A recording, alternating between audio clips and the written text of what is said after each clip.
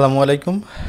আমি ডাক্তার মোহাম্মদ আমজাদ হোসেন আপনাদের সামনে হাজির হয়েছি মূলত হৃদরোগের বিষয়ে সতর্কতার সচেতনতা সৃষ্টি করার জন্য যেন সেগুলো সহজে প্রতিরোধ করতে পারি এবং সেই প্রতিরোধ বিষয়ের কথা বলার ধারাবাহিকতায় ডায়াবেটিস নিয়ে কথা বলতেছিলাম এবং ডায়াবেটিস নিয়েই আজকেও কথা বলবো। আসলে ডায়াবেটিস জিনিসটা এমন হয়ে দাঁড়াইছে যে বর্তমানে রিপোর্ট অনুসারে বা তাদের সমীক্ষা অনুসারে বাংলাদেশে 1,20,00,000 মানুষ ডায়াবেটিসে আক্রান্ত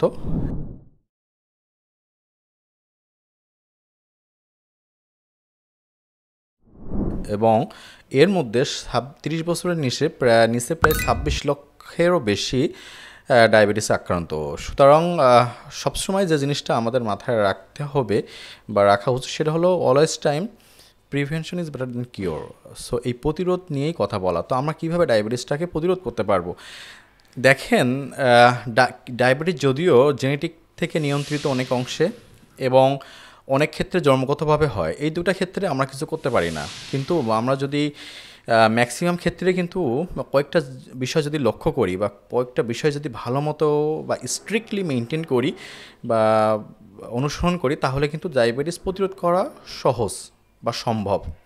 তো সে বিষয়গুলো কি? প্রথম কথা হলো খাদ্যাভ্যাস। তো সে খাদ্যাভ্যাসটা কি? যেগুলো হাই জিআই ফুড আছে, আমরা কিন্তু জিআই সম্পর্কে আলোচনায় করছি যে গ্লাইসেমিক ইন্ডেক্সটা কী। তো হাই জিআই ফুড যেগুলো আছে সেগুলো কিন্তু রিফাইন করা চাল, সাদা রুটি, চিনি। তো দেখেন যে রিফাইন করা চাল, সাদা রুটি হাই জিআই ফুড। তো আমাদের যেটা বেস মিল বা আমাদের যেটা প্রধান খাদ্য, আমরা কিন্তু এটাকে কখনো ইগনোর করতে পারবো না বা না খেয়ে কিন্তু থাকতে পারবো না, কারণ এটা আমাদের অভ্যাস এবং এটা এই কার্বোহাইড্রেট আমাদের শরীরের জন্য অবশ্যই প্রয়োজন। তাহলে কি করতে পারি? বিকল্প ওয়ে হলো যে এখন যদিও ঢেকিসাটা চাল বেটার, বাট যদি না পাই প্রবলেম নাই, কম্পারেটিভলি কম রিফাইন্ডওয়ালা যে চালগুলো আছে সেগুলোকে আমরা খাবো। সাদা রুটির পরিবর্তে গমের রুটিটাকে চুজ করব এবং চিনি পারতপক্ষে খাবো না। এটা কিন্তু এতটা দরকার নাই, চিনি জাতীয় খাবার এতটা কিন্তু দরকার হয় না। 2 নম্বর কথা হলো, এবং খাদ্যাভ্যাসের 1 নম্বর পয়েন্ট খাদ্যাভ্যাস, এবং খাদ্যাভ্যাসের মধ্যে প্রধান খাদ্য যে মিডিয়াম বা লো জিআই ফুডগুলোকে চুজ করা। তো লো জিআই ফুড যেগুলো আছে, যে ফলমূল, শাকসবজি, সেগুলো ইচ্ছা মতো আপনারা খাইতে পারবেন, মানে বলা আছে পেটে ক্ষুধা লাগছে এগুলো খাবো। 2 নম্বর কথা হলো, আমরা যে খাবারটা খাই সকালবেলা, দুপুরবেলা এবং রাতের বেলা, তো দেখা যায় যে আমরা এর মধ্যে কোনো একটা খাবার মিস হয়ে গেছে, সুতরাং আমি দুপুরে খাইতে পারতেছি, আমি অনেকগুলা করে খাচ্ছি, বা সারাদিন খেতে পারতেছি না, আমি রাতের বেলা অনেকগুলা খাচ্ছি। এটা খুবই খারাপ। সবচেয়ে ভালো কি যে একবারে বেশি না খেয়ে মানে 3টা মিলের পরিবর্তে 5টা বা 6টা করা। এটা ডায়াবেটিস রোগীর ক্ষেত্রে প্রযোজ্য না, আমি যেটা বলতেছি এটা সবার ক্ষেত্রে প্রযোজ্য। এখন যে কথাগুলো সব কিছু প্রতিরোধ করার জন্য, অর্থাৎ আমার যেন ডায়াবেটিস না হয় সেই কথা বলার জন্য। অতএব আমরা কী করব? খাবারটা 3 বেলা না খেয়ে 5 বা 6 বেলা খাবো এবং পরিমাণে বেশি না, পেট খালি রেখে। যেভাবে সুন্নত তরিকা আছে, সুন্নত তরিকা এক্সেলেন্ট, সেভাবে ফলো করলে খুব ভালো হবে। 5টা বা 6টা খাবার।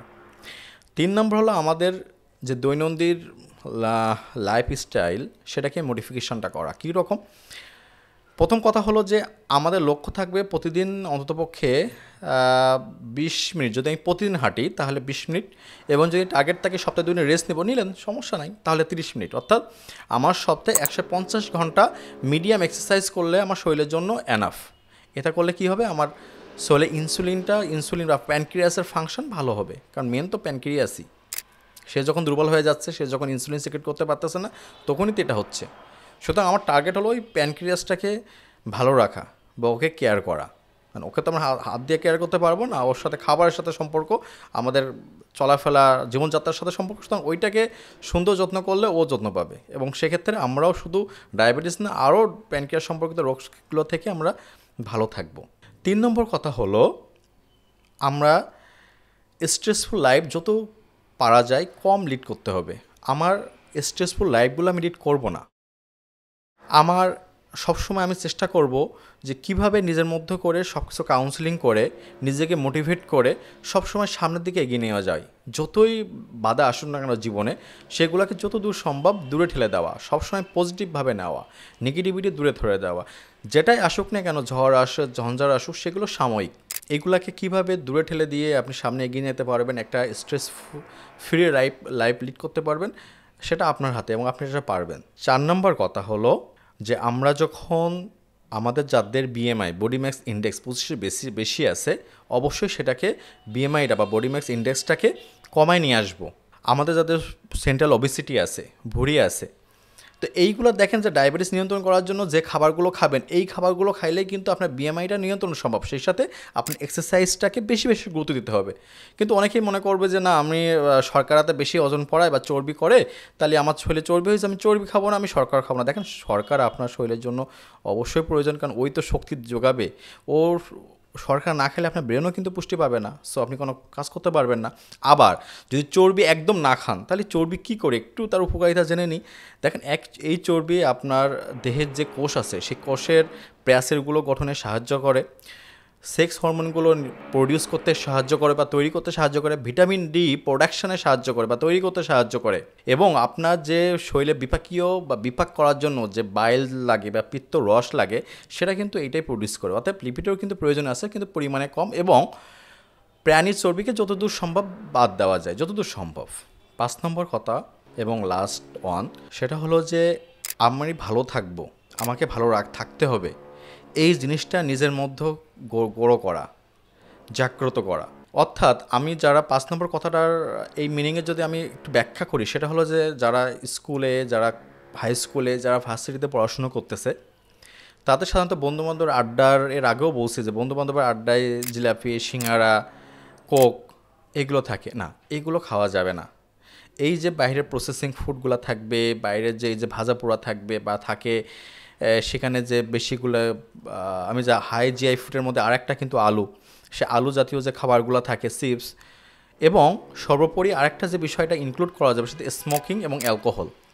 স্মোকিং তো সবাই চোখের সামনে অহরহ খাচ্ছে, এবং কিন্তু তার পিছনে আরেকটা জিনিস হয় অ্যালকোহল।